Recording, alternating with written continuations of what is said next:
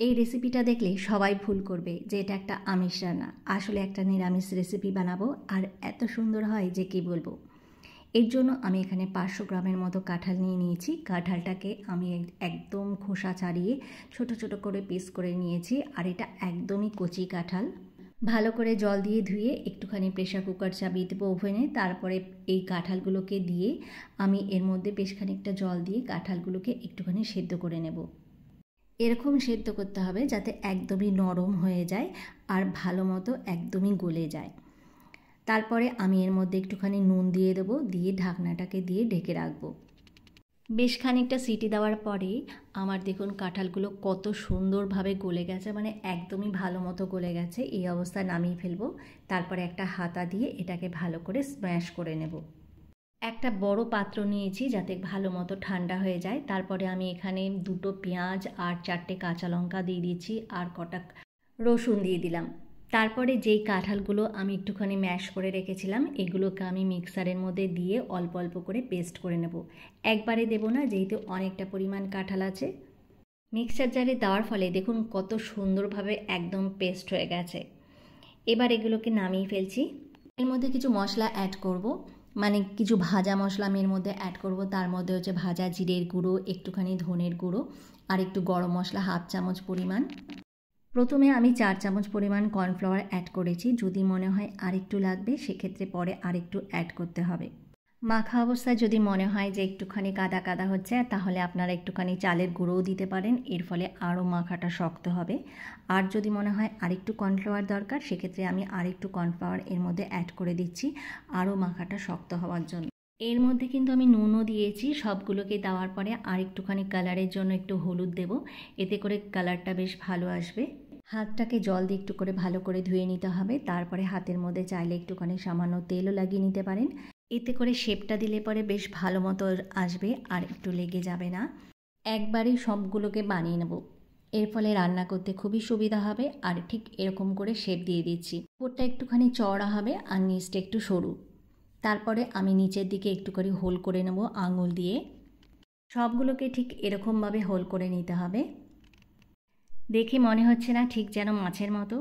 কেউ দেখলে একদম বিশ্বাসই হবে না যে এটা মাছ না, সবাই ভাববে এটা মাছ। আপনারা এটা সেট করার জন্য প্রায় 10-15 মিনিট ফ্রিজেও রাখতে পারেন, এতে করে ভালো মতো সেট হয়ে যাবে। তারপরে আমি কড়াই বসিয়ে দেবো। কড়াইতে বেশ খানিকটা পরিমাণ তেল দিয়ে দিচ্ছি। একটু ডুবো তেলে ভাজতে হবে, আর আমি এখানে সর্ষের তেল ব্যবহার করছি। তেলটা গরম হয়ে এলে এক এক করে এটাকে ভেজে নেব। একবারে দিলে কিন্তু একটার সাথে একটা লেগে যাবে, এজন্য এক এক করে ভেজে নিতে হবে। একটু লাল লাল হয়ে এলেই তারপরে এগুলোকে তুলে ফেলবো। আর এই অবস্থায় কিন্তু মনে হচ্ছে যে একদমই শক্ত হয়েছে, মানে ভাজার পরে এটা একটু শক্ত হয়ে যায়। সবগুলোকে এই একইভাবে ভেজে নেব। আর সবগুলো যখন একসাথে ভাজা হয়ে যাবে, এটা আপনারা শুধুও খেতে পারেন, এটা শুধু খেলেও খেতে খুবই ভালো লাগবে। আমার প্রায় সবগুলো ভাজা হয়ে গেছে। দেখুন কত সুন্দর লাগছে দেখে। দেখে মনে হচ্ছে না এক একটা মাছের পিস, মানে পেটি, এক একটা মাছের পেটি।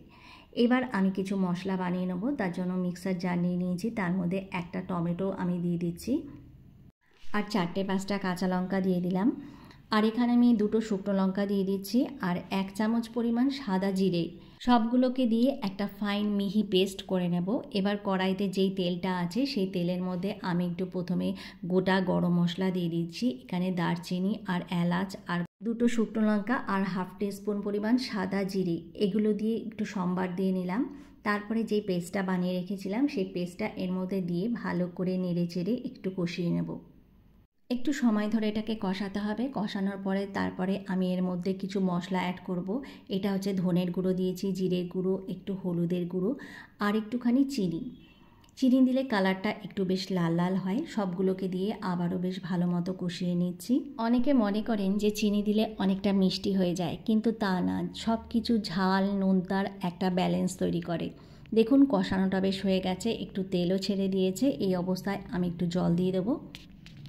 জলটা যখন একটু ফুটে আসবে তারপরে আমি এর মধ্যে পরিমাণ মতো নুন দিয়ে দিচ্ছি, আর তারপরে যেই ভেজে রাখা যে আমাদের গোটা গোটা মাছ আছে সেই মাছগুলোকে এর মধ্যে ঢেলে দেব।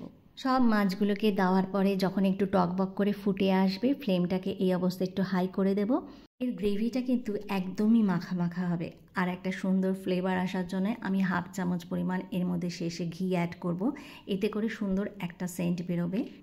আমার রান্নাটা কিন্তু কমপ্লিট। যারা নিরামিষ খান তারা এইভাবে মাছের ঝোল বানিয়ে সবাইকে খাওয়াতে পারেন। না বললে কেউ বিশ্বাসই করবে না যে এটা মাছ না, একদমই নিরামিষ একটা রেসিপি। আশা করছি আপনাদের এই রেসিপিটা খুবই ভালো লাগবে। আর ভালো লাগলে একটা লাইক, শেয়ার, কমেন্ট করতে ভুলবেন না। নিত্য নতুন রেসিপি দেখতে চ্যানেলটিকে অবশ্যই সাবস্ক্রাইব করবেন, আর ভালো লাগলে একটা লাইক দিয়ে যাবেন। আবারও নতুন নতুন রেসিপি নিয়ে আপনাদের সামনে হাজির হয়ে যাব। আজকের মতো এখানেই বিদায় জানাচ্ছি। সবাই ভালো থাকবেন। Tata, bye bye and take care.